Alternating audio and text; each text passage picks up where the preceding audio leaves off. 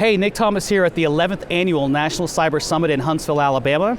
And I am joined right now by Mr. Frank Salufo. He is the director of the McCrary Institute for Cybersecurity and Critical Infrastructure Protection at Auburn University.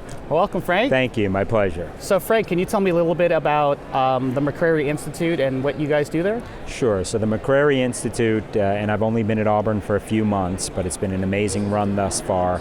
What we're trying to do is marry up theory with practice and ensure that there's an end-to-end solution set around cybersecurity issues from a policy perspective, a research perspective, a technology perspective, underpinned by scholarship and of course education. Wow, and about how many people do you have employed there doing all those things? Depends how you define employed. We have a lot of people that are part of this self-enlisted army. The actual team itself is quite small. Okay. So we have a think tank that is in Washington, D.C. that focuses on our policy-related issues, and we've got the Cyber Research Center on campus, which includes a number of faculty led by David Umphris, who does some phenomenal work.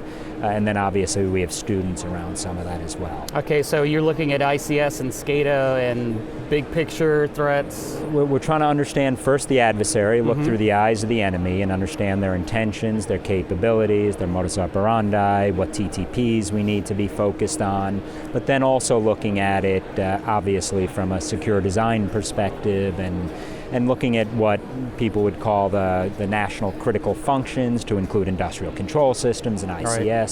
SCADA, since the McCrary Institute was, the initial gift came from the Alabama Power Foundation, so the grid is at the very top of our list, and I think the country's list, so it's pretty encompassing. Okay, and you're one of the speakers here today. Can you tell us about what you spoke about? Sure, so I had the privilege and opportunity to speak at the summit earlier today and gave a bit of a snapshot in terms of where the threat environment is and where we need to focus our resources and attention first.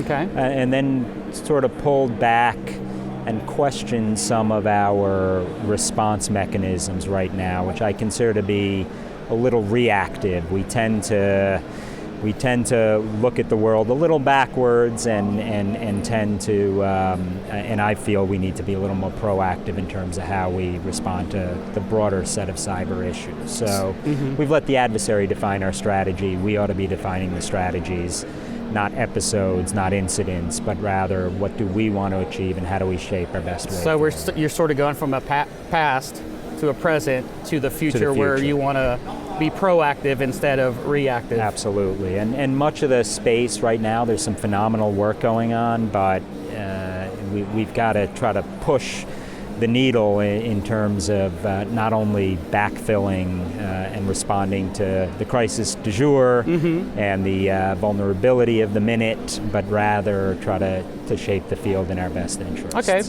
and I know a little bit of offensive cyber in there too. That's really great stuff. I know you have a wide, big, huge bio/resume. I display varying degrees of ignorance in lots of subjects. Can you give us some of the things you've done? Sure. So I've been at Auburn for about 6 months. Prior to that, I ran a think and do tank at George Washington University. That was part counterterrorism, part cyber, part homeland. I came to GW from the White House, where I worked for President Bush. I was a special assistant to the president for counterterrorism and homeland security issues.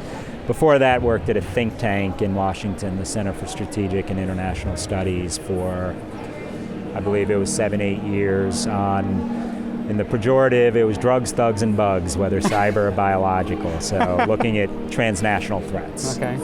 So very well-rounded in threat intelligence. Display a lot of ignorance in lots of subjects, and I sit on a number of groups for the government currently. Awesome. As well. So can you tell us how someone can learn more about the McCrary Institute at Auburn? Yeah. So I mean, firstly, our website is still a work in progress. Okay. But like anyone else, start with the web, and if you go to Auburn University, mccrary.edu is a good place to start.